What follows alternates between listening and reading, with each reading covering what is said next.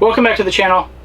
I'm Drew Gibson of Infinite Discs, and this is episode 1 of Angle of Attack. New podcast I'm starting. Mainly will probably just be me in these situations talking about last week's events or things in disc golf or whatever, but I wanted to kind of name it in a podcast form so I'm not just sitting here making a video. So at some point, hopefully we can get these onto Apple, Amazon, all you guys' listening platforms. But as of today, I just wanted to go over the Portland Open, the things that I found important in the week, and the things that I think are worth talking about.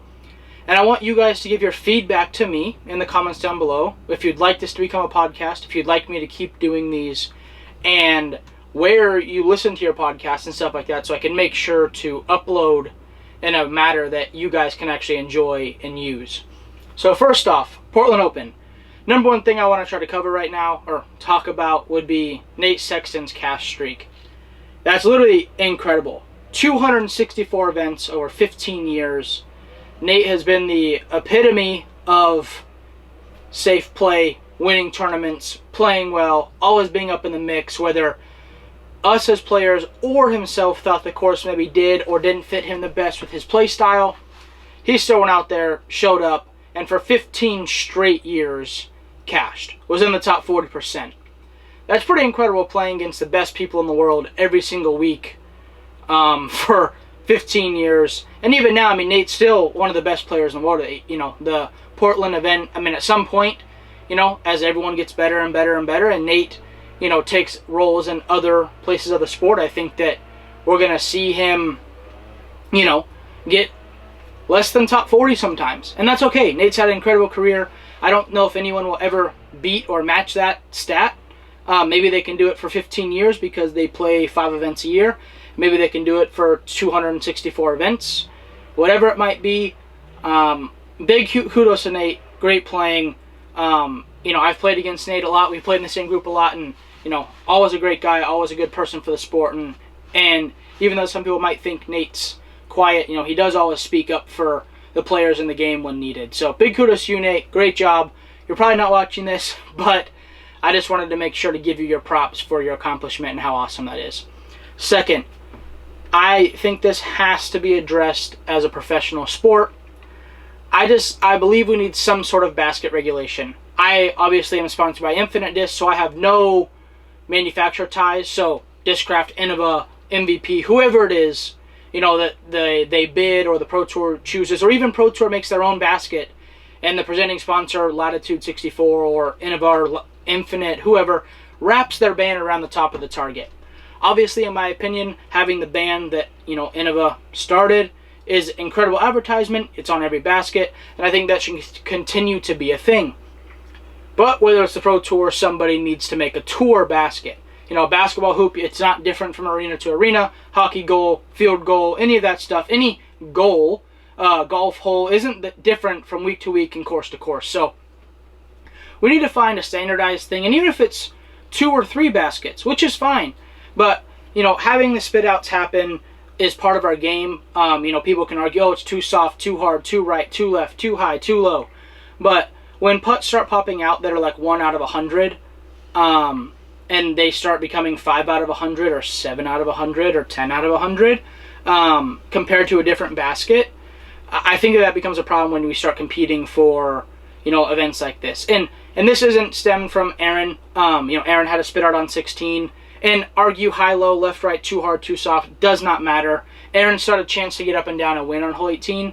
So that spit out didn't lose him the tournament. You know, Aaron still had a chance to close the door on Adam, and didn't do so. So I'm not saying this as like a poor Aaron or pity somebody. I've played the game professionally for a long time, and when we start optimizing the bad results by having a target that doesn't catch as well as it should or could, just doesn't sit very well with me. We're out there competing, we're trying our best to have a 10-foot putt hit dead center and spit out, or a 50-foot putt hit dead center and spit out. Just isn't a good feeling, and I don't think that it's a good look for the sport and things like that. So I really think we need to have a standardized basket or a set of standardized baskets that actually meet requirements, not just like, oh, you're going to pay us $40,000 for our event, you know, you can have your basket out there. I think it needs to be a little more stringent than just how much money you put in. Just my opinion. Comment down below and let me know what you think. Next, congrats Adam Hammes. Second Elite Series DGPT win. Incredible fashion. That is the absolute reason why you don't give up. You know, there was times where it looked like he was going to win, times where, you know, looked like Aaron had closed the door on him, and he never gave up. He continued to fight, he continued to battle, and he continued to prove why he's one of the best players in the world and why he ended up winning the event. You can't quit out there. There's so many things that can happen, you know, from spit outs to missed up shots to missed putts to, you know, mental lapses from the other player. You know, going out there and being 1 or 2 off the lead with any amount of holes to play. You cannot give up. Anything can happen. So huge shout out to Adam. He had most birdies and most C1 in regulation. And Adam's a great putter. So when you do that, it's a recipe for pretty good success. Again, congrats Adam. Second, Kristen Tatar. Way to go. What a dominant year she's having. You know, I would love to see the Paige Pierce Kristen Tatar battle happen a little bit more. I honestly think, you know, Paige is, you know, the GOAT. She's a great player. She's, you know, won all the events at least one time. You know, at one point she was chasing 1,000 rated. She's awesome. She's good for the sport. But I would like to see her and Kristen go toe-to-toe. You know, Ricky Paul battle, stuff like that. I would like to see those 2 horses run down the final straight to the finish line. So, definitely, congrats, Kristen. Again, dominant fashion. I only won by 4 or so, but was in control the whole entire event. Really amazing play. Really, really amazing poise from her. And it seems like anytime she gets in that situation, sure, she might have a bad event here or there, but anytime she gets in that situation, she seems to close the door pretty well. Kristen led and had most birdies, which wouldn't be a surprise if you're going to win the tournament. For the most part, you're probably going to have the most birdies. So now I'm starting lowest rating, best finish, MPO, went to Carter Aarons. 15-year-old kid. Pretty incredible to come out there and battle all these great players and finish where he did. I played with him 3 of the 4 rounds.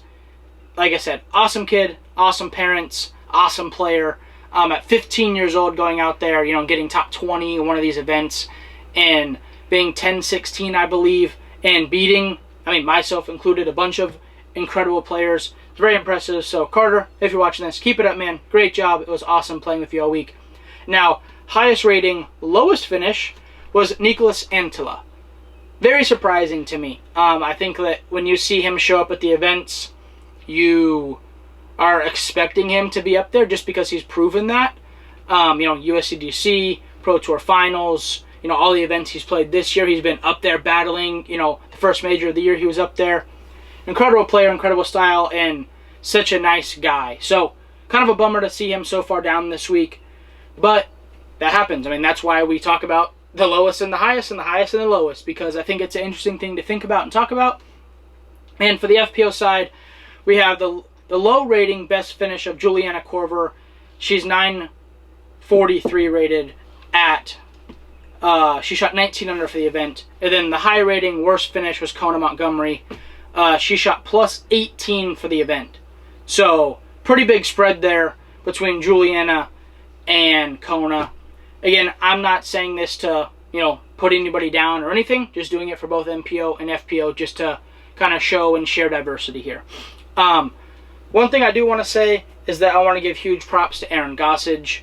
He's a great player, become a pretty good friend of mine. He resided in Arizona this year, and we hung out, you know, had him over to my house, and we had dinners and played ping pong and hung out and did all types of stuff. So, huge shout out to Aaron on that battle. Obviously, you know, hole 18, you had a few chances. Didn't quite take advantage of it, and that's golf, that's disc golf, that's life, that's competing for a living. Is there's going to be opportunities you're given, and you're not going to walk through the door. So hopefully Aaron can continue to battle and continue to be up there, you know, almost every single week it seems like, and one of these times close the door. Also, I would like to have Aaron probably on this podcast at some point, and we are going to be doing the practice rounds. So if you watched the practice round from Portland Open with Aaron and I, thank you so much. Make sure to comment, make sure to like it, make sure to share it. If you haven't, Aaron and I did a detailed breakdown of every single hole at Portland Open, the course he ended up almost winning on hole 18. So, if you want to dive into that information, go over to my most recent video it is the practice round of Portland Open with Aaron Gossage. So huge thank you to Aaron for being a part of the channel, being a part of the journey.